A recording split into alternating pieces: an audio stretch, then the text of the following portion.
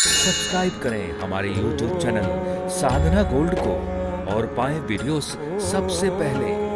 Bell icon दबाना ना भूलें। हमारे यहाँ विवाह का वर्णन है।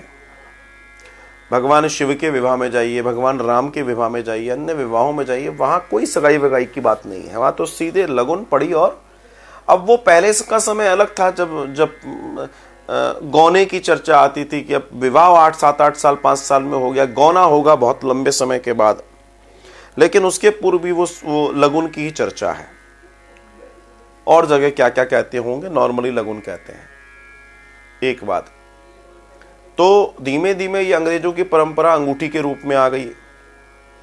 और एक परंपरा और आई, वो परंपरा आई विवाह में, जिसको विवाह के पूर्व की परंपरा है, जिसको बोलते हैं वरमाला। आप लोग बहुत अच्छे से समझते होंगे, इसको बोलते हैं वरमाला। ये जो वरमाला वाला पैटर्न है, असल में ये गंधर्व विवाह है। गंधर्व विवाह मतलब प्रेम या भगवान को साक्षी मान के मंदिर में विवाह कर लेना, या साक्षी मान के एक दूसरे को माला भर पहना दी तो पति पत्नी हो गए। ये एक विवाह का पैटर्न है।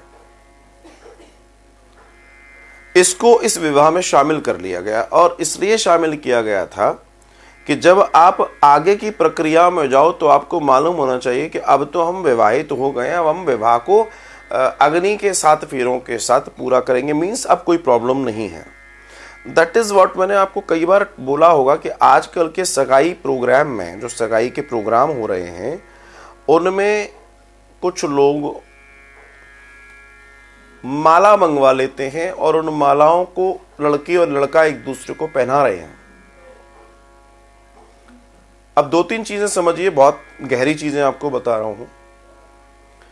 पहली चीज, ये जो रिंग सेरेमनी है, रिंग सेरेमनी का मतलब पश्चिम के देशों में विवाह है।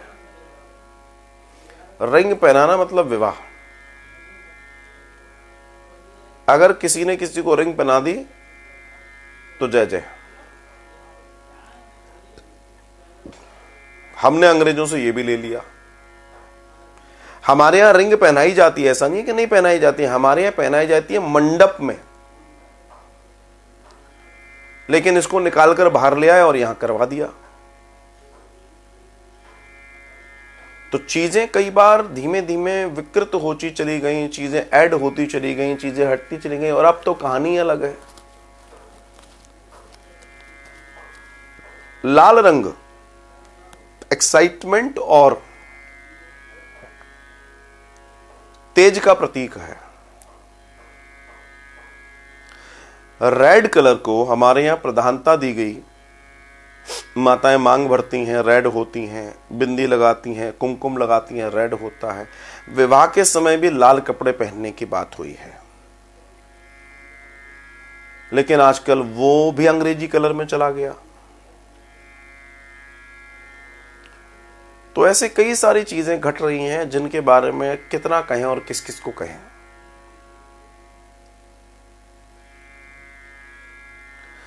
तो जो विवाह है, जैसे आप शादी कह रही हैं, मैं इसको सीधे बोल दूं, हालांकि मैं भी कभी कभी शादी बोल देता हूं, पर विवाह, हमारे यहां विवाह एक संस्कार है। और आज विवाह संस्कार न रहकर, कम रहकर एक दिखावा हो गया है। सारी चीजें रेडीमेड फॉर्म, अलग फॉर्म में चीजें बहुत डिफरेंट हो गई हैं।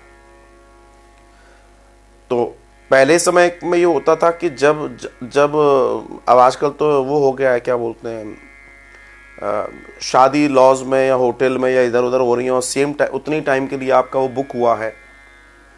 तो पहले मंडप घर में गाड़ा जाता था। वो मंडप नहीं गाड़ा गया है, असल में वो भगवान को साक्षी मान के एक व्रत लिया गया है कि ये कार्य होगा और आप इसको मंगल करेंगे। लेकिन वो बेचारा मंडप भी घूम रहा है लोगों के साथ भी। जिसको गाड़ने का मतलब क्या होता है, आप अगर ग्रामीण अंचल से जुड़े हैं या अभी भी शहरों में कुछ रीतियों से जुड़े हैं, तो वहां शब्द उपयोग होता है मंडप गाड़ना, मंडप रखना नहीं। मंडप गाड़ा जाता है कि विधि होती है, और बाकायदा इसको हम लोग एंजॉय करते हैं। मंडप गड़ेगा भी आज, तो एंजॉय करते हैं। तो ये जो चीजें हैं ये लुप्त हो रही हैं। अब शादियां ही 4-4 8-8 घंटे के लिए होटल बुक हो रहे हैं, तो काय का मंडप और काय का क्या कुछ मालूम ही नहीं है। अब विवाह जब हो जाता है तो वो मंडप, वो पटली जिन पर पैर रखकर मंडप में बैठा गया था, इसको आने वाले समय में किसी नदी, किसी तालाब, किसी बहते हुए पानी में प्रवाहित करने का दर्शन है। कितने लोग हैं जो ये कर रहे हैं? जिसको साक्षी मान के आपने अपने जीवन के नए संस्कार में प्रयोग किया, वही आपको नहीं मालूम कहां चले गए। तो ऐसे कई सारी चीजें हैं जो धूमिल हो रही हैं और उनके वजह से हमारे कस्टम टूट रहे हैं। तो जो मेरा कहने का, जो आपके प्रश्न के पीछे की मेरा पूरा जो सार है, ये बात सही है कि आजकल के विवाह वास्तव में वैदिक नहीं है और इसलिए विवाहों का अंजाम भी वैसा ही है जैसे विवाह हैं। एक बिना पेपर पे लिखा हुआ कुछ एग्रीमेंट टाइप चल रहा है। लड़का और लड़की दोनों के माइंड में चल रहा है, समधन और समधी मतलब समधी दोनों तरफ वाले इन लोगों के दिमाग में चल रहा है। They are not connected actually, वो कोई भी कनेक्ट नहीं है। कनेक्ट का मतलब क्या होता है? कहीं हम मैनेज कर लें। Nobody want to do manage.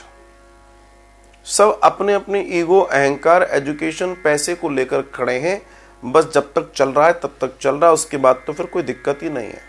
हर कोई अपनी बेटी को घर बैठाने को तैयार है, हर कोई अपनी बस मैं क्या कहूं, दुख मुझे इसका भी नहीं होता।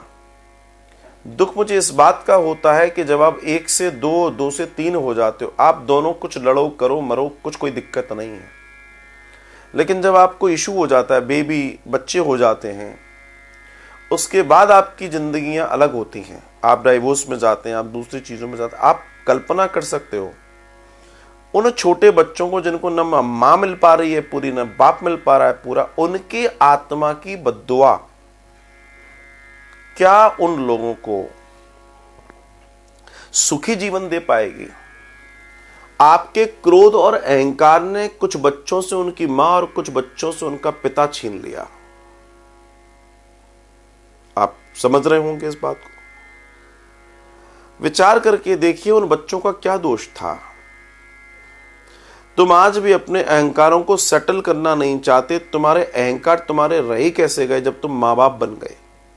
मां बाप बनने के बावजूद भी अगर अहंकार है और तुम बच्चों को छोड़ अपने अहंकारों की चूर मद में चूर होकर आज भी अकड़े अकड़े घूम रहे हो, कभी कल्पना करो कि जब वो बच्चों की बद्दुआएं हाय निकलेंगी, तुम कहां से सुखी रह जाओगे? कहां से तुम अपने जीवन का कल्याण कर लोगे?